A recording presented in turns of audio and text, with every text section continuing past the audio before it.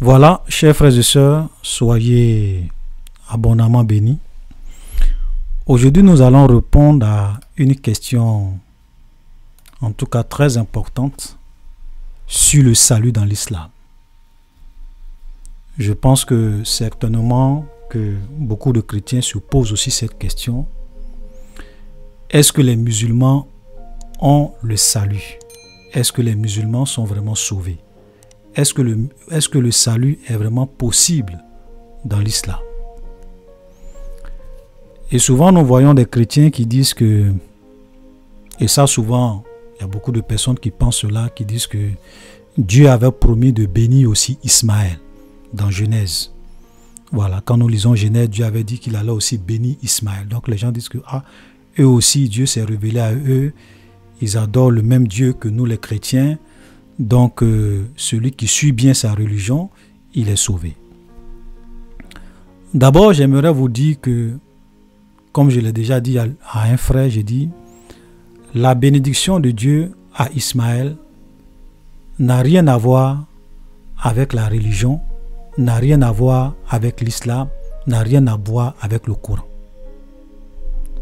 Parce que celui qui a révélé le Coran n'est pas le Dieu de la Bible. Allah n'est pas le Dieu de la Bible.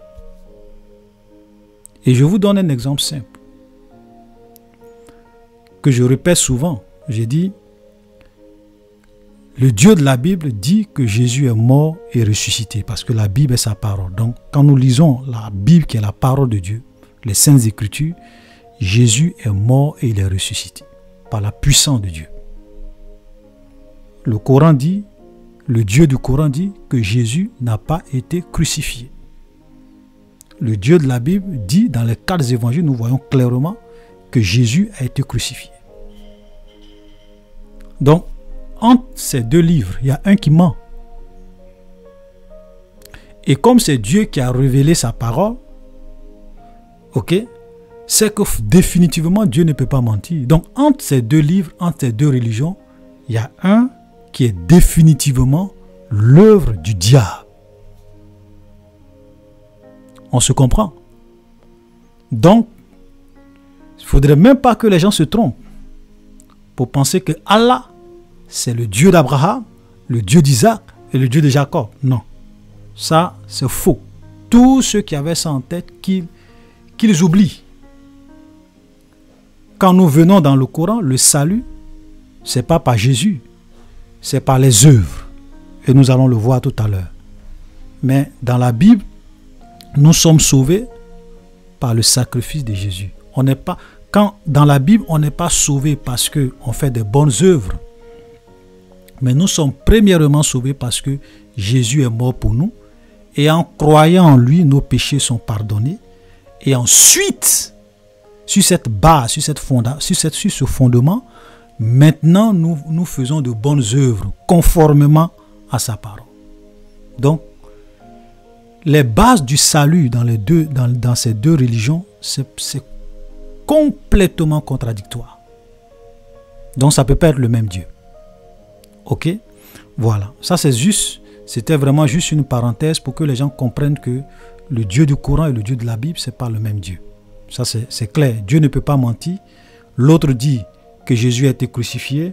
L'autre dit que Jésus n'a pas été crucifié. Il faut que ça soit clair. Ok? Voilà. Donc, est-ce que le salut est réellement garanti dans l'islam? D'abord, la première des choses que nous voyons lorsque nous lisons le Coran, c'est que le prophète de l'islam lui-même, il n'était pas sûr de son salut. Ça, c'est l'une des choses qui frappe.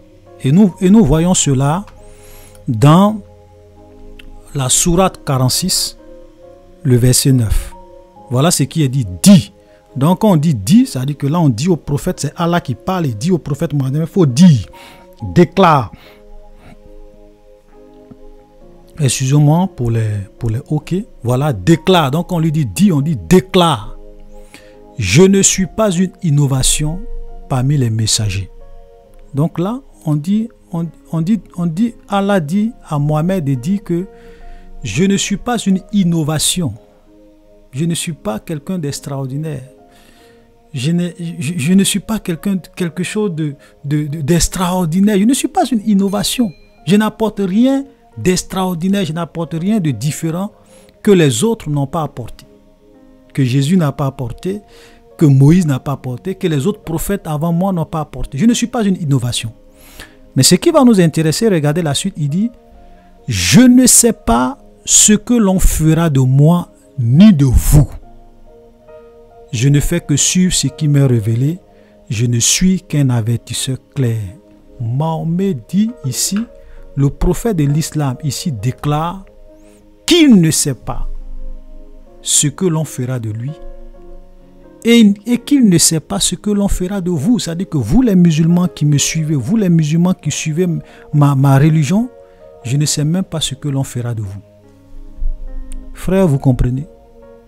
Ça veut dire que le prophète de l'islam, celui qu'il présente comme étant le sauveur de l'humanité, celui qui est venu pour sauver les hommes, comment quelqu'un qui est venu pour sauver les hommes, lui-même, il n'a pas l'assurance de son salut, il ne sait pas ce que l'on fera de lui. Non seulement il ne sait pas ce que l'on fera de lui, mais il ne sait même pas ce que l'on fera de ceux qui le suivent. Frère, ça c'est le prophète de l'islam qui parle. On n'a pas dit. Et pourquoi il avait raison? Pourquoi est-ce qu'il ne pouvait pas avoir l'assurance? Parce que selon le Coran, comment va se faire le salut? Comment les gens vont être sauvés? Ok, nous allons voir. Nous allons voir. Sourate 19. Sourate 19, le verset 71. Regardez ce que cette sourate l'a dit, verset 71. Il n'y a personne parmi vous qui ne passera pas par l'enfer, car il s'agit là pour ton Seigneur d'une sentence irrévocable. Écoutez très bien. Ici on dit, il n'y a pas quelqu'un parmi vous les musulmans, ok, qui ne va pas passer par l'enfer. Écoutez très bien. Ok? Maintenant, souvent, ils vont vous dire, oui, mais quand on dit ils ne vont pas passer par l'enfer, ça veut simplement dire que ça ne veut pas dire qu'on sera tous à l'enfer, mais on sera autour de l'enfer. Bon. Supposons même que les gens vont être agenouillés autour de l'enfer. Supposons cela. Parce qu'ici, on dit qu'il n'y a personne parmi vous qui ne passera pas par l'enfer. Ok? On se demande pourquoi un Dieu qui veut sauver les gens dit qu'il n'y a pas un seul musulman, il n'y a pas un seul être humain qui ne va pas passer par l'enfer, ou bien même qui ne va pas être autour de l'enfer, comme ils le disent. Bon, supposons que ça soit autour de l'enfer. Donc, les gens seront autour de l'enfer au dernier jour. Tout le monde sera autour de l'enfer selon le Coran. Et regardez, il s'agit là pour ton Seigneur d'une sentence irrévocable. Quand on dit c'est une sentence irrévocable, ça veut dire que c'est une décision qu'on ne peut plus changer. Dieu a décidé, tout le monde va passer par l'enfer, ou bien tout le monde sera un jour autour de l'enfer, comme ils le disent. Ensuite, nous délivrerons ceux qui étaient pieux et nous y laisserons les injustes agenouillés. Vous comprenez? Ensuite, c'est-à-dire que tout le monde sera à l'enfer ou bien autour de l'enfer, comme ils le disent. Et puis, maintenant, Dieu va venir sauver ceux qui sont pieux.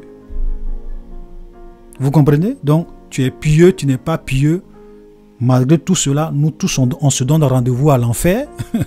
Voilà. Et quand on sera à l'enfer agenouillé, Dieu maintenant va sauver les plus pieux. Dieu va maintenant sauver les plus pieux. Ok? Et on va laisser ceux qui sont mauvais, ceux qui ne sont pas de Dieu. Et je vais vous dire, ceux qui sont les plus pieux, que personne ne se trompe, ce sont uniquement que les musulmans. Parce que la sourate 3, le verset 85 nous dit, et quiconque désire une autre religion que l'islam ne sera point agréé, il sera dans l'au-delà parmi les perdants. Vous comprenez? Donc là, le Coran est clair pour dire que ceux qu'ils vont choisir là, les plus pieux qui seront sélectionnés parmi tous les hommes qui seront à l'enfer, ça sera les musulmans. Parce qu'on dit quiconque désire une autre religion que l'islam dans l'au-delà, c'est-à-dire qu'après la mort, il sera parmi les perdants. Donc personne ne vous trompe pour vous faire croire que oui. Non, frère, ça sera uniquement que les musulmans. Parce que même selon le Coran, il y a des esprits qu'ils appellent des djinns qui sont aussi des musulmans. C'est-à-dire que des démons qui ont cru en l'islam, qui sont eux aussi. C'est-à-dire qu'il y a des démons qui sont eux aussi musulmans. Alors que lorsque nous lisons la Bible, le diable et ses démons, leur sort est déjà scellé. C'est pour cela qu'ils travaillent pour que les hommes puissent les accompagner aussi à l'enfer. Mais dans le Coran, il y a des démons qui ont cru au Coran, qui ont cru au prophète de l'islam. Donc ces démons-là, eux aussi seront sauvés. Un démon qui va aller au paradis. Ça, c'est l'islam. Ok? Donc, quand ils seront tous là-bas, Dieu maintenant va venir. Bon, vous qui êtes agenouillés là, bon, on va maintenant choisir, on va voir quels sont ceux qui étaient seulement des musulmans. Parce que tous ceux qui n'ont pas désiré l'islam comme religion, eux ils seront parmi les perdants. Eux, il n'y a rien à faire, ils sont perdus. Maintenant, parmi les musulmans, on va prendre les plus pieux. Et comment va se faire la sélection? C'est là que on va vous expliquer qu'il n'y a pas de salut dans l'islam. Comment va se faire la sélection? Voilà ce que dit la sourate 101. Voilà ce que dit la sourate 101. Quant à celui dont la balance sera lourde, il sera dans une vie agréable. Quant à celui dont la balance sera légère, sa mer, c'est-à-dire sa destination, est un abîme très profond. Et qui te dira ce que c'est? C'est un feu ardent. Voilà. Donc ça veut dire qu'on sera, tout le monde sera à l'enfer, ou bien autour de l'enfer. Et une fois que les gens seront là-bas, pour les musulmans, Dieu maintenant, parmi les musulmans, Dieu maintenant va faire sa sélection en érigeant des balances. Donc, on aura des balances. On va peser tes bonnes œuvres et on va peser tes mauvaises œuvres. On va peser tes bonnes actions et on va peser tes mauvaises actions. Maintenant, si ta balance est trouvée lourde, c'est-à-dire que si tu as plus de bonnes actions que de mauvaises actions, tu vas au paradis. Maintenant, parmi les musulmans, s'il y a des gens qui ont plus de mauvaises actions que de bonnes actions, eux, il n'y a rien à faire. Ils vont rejoindre les païens, ils vont rejoindre les chrétiens, ils vont rejoindre les juifs, ils vont rejoindre tous ceux dont la religion n'était pas l'islam. Maintenant, frère, moi je vous pose une question. Premièrement, est-ce que de notre vivant, nous pouvons avoir l'assurance que nous avons plus d'actions que de mauvaises actions? Est-ce que nous les hommes, on pose, ou bien est-ce que nous les hommes par nature, on est mauvais ou on est bon? Mais vous prenez même un enfant qui commence à avoir la conscience, qui commence à avoir un peu clair. Souvent tu lui donnes un bonbon, tu lui donnes moi aussi, il refuse. Un enfant. Donc ça c'est la nature humaine. Ok? À cause du péché. Ok? Donc nous sommes par nature, nous sommes des pécheurs par nature. Maintenant comment on fait? C'est pour cela que frère, je vous assure que si un musulman vous dit qu'il est sûr qu'il va aller au paradis, c'est un menteur. Ça je vous le dis parce que le Coran est clair, des balances vont être érigées. Maintenant si tu ne sais pas, si tu as plus de bonnes actions que de... Comment toi tu peux être sûr que tu vas aller au paradis? Donc, il n'y a pas l'assurance de salut. Ça, c'est la deuxième des choses. Donc, d'abord, l'assurance, ça n'existe pas. Leur prophète même dit qu'il n'est pas sûr de ce qu'on fera de lui, ni de ceux qui le suivent. Mais ce qui confirme même que aucun musulman ne peut entrer au paradis, c'est quoi? Frère, Adam a commis combien de péchés Adam a commis pour que Dieu le chasse du paradis? Selon le Coran même, Adam a commis un seul péché et Dieu l'a chassé du paradis. Un seul péché. Un seul péché. Et Dieu a chassé Adam du paradis.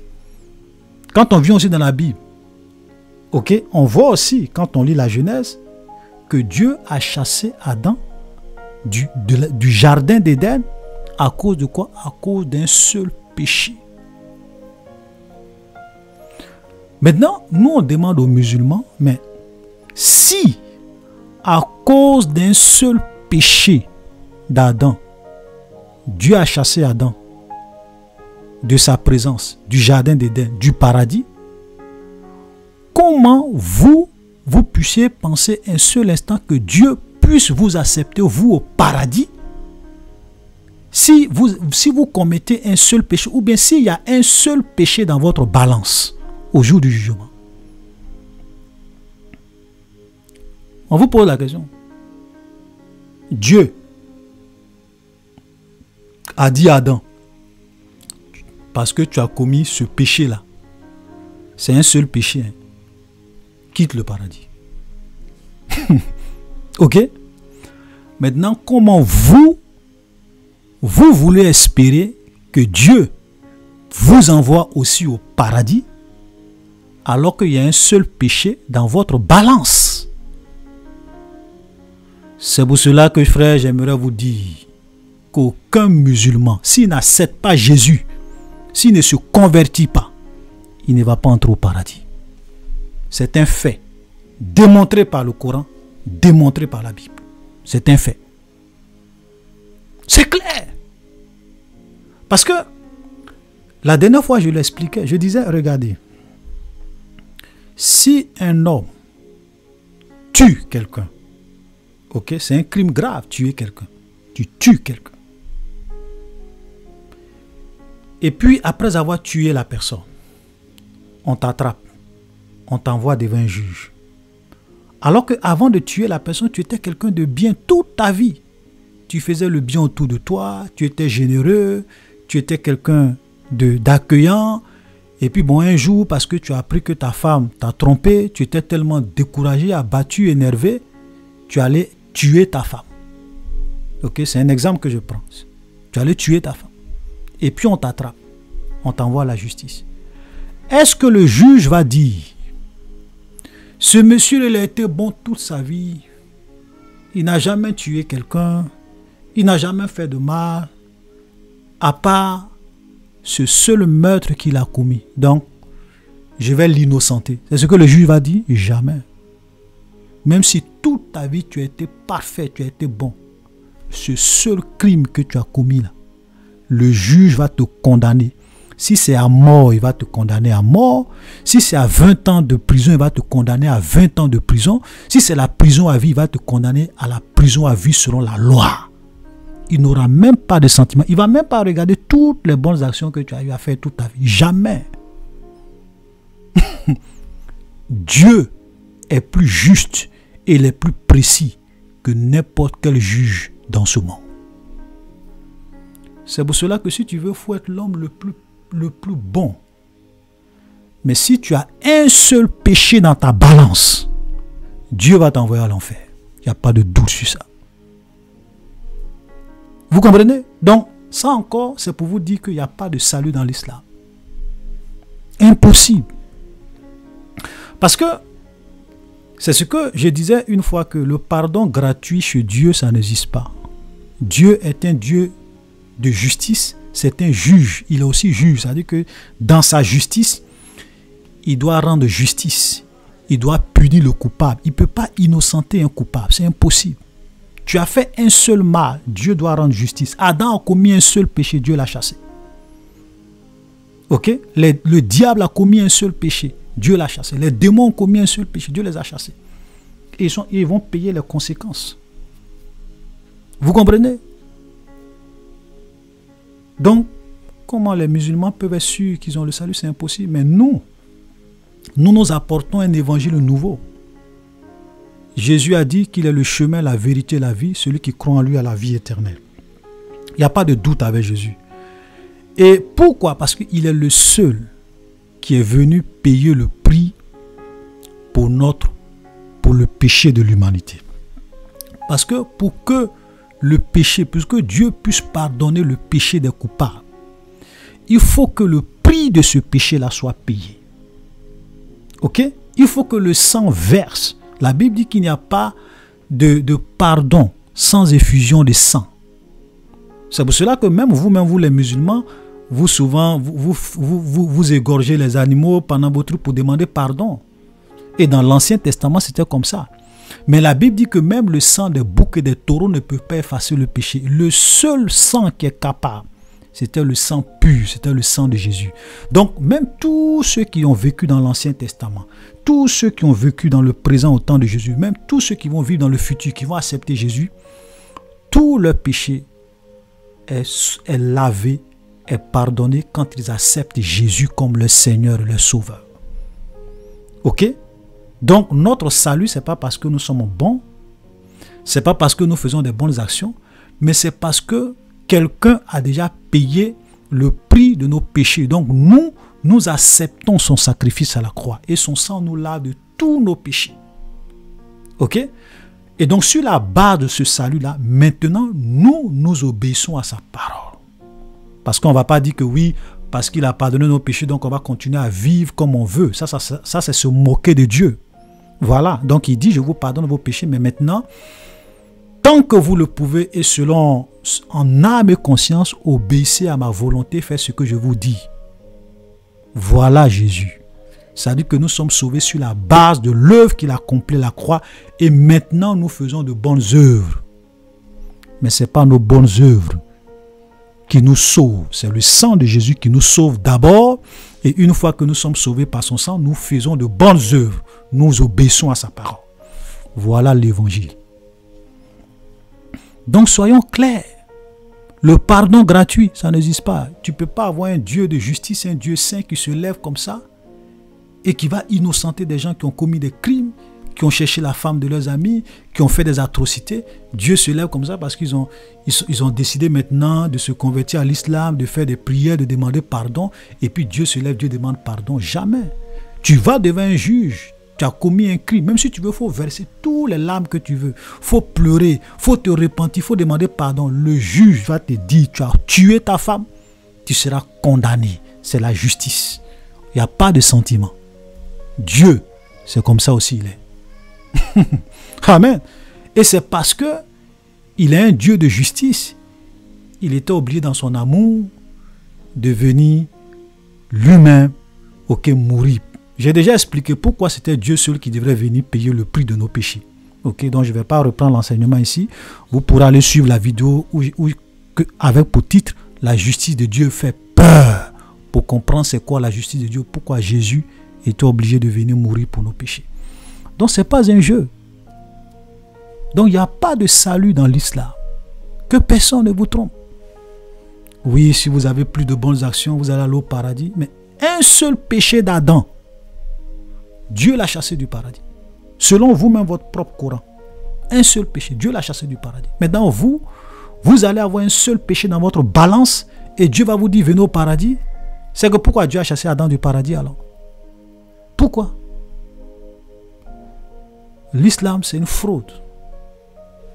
Voilà, donc chers frères et sœurs, soyez bénis. Je tenais vraiment à faire cette petite vidéo encore pour vous dire, n'ayez pas de doute.